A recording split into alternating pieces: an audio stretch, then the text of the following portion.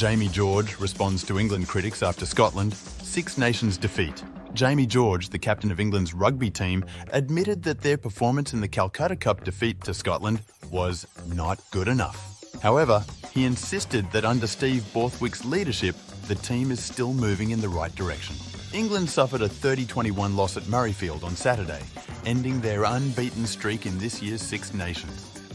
They had previously secured narrow victories against Italy and Wales. George acknowledged the disappointment over losing the Calcutta Cup for the fourth consecutive year, a first since 1896. Despite this, the 33-year-old dismissed claims that discussions about England's progress since last summer were exaggerated. He highlighted the team's successful track record in recent games, saying, "If you look at our run of form over the last 9 or 10 games, we've won a lot of them."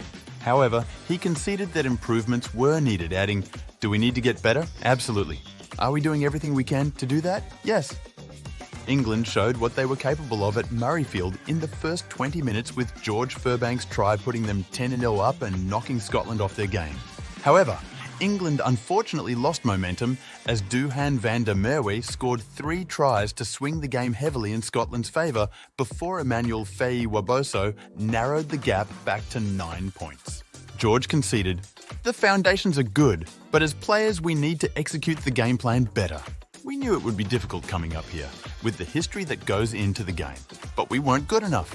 He spoke optimistically going forward and said, "There will be things that we look back on and go, that's what English rugby needs to be about. That's what this team needs to be about going forward."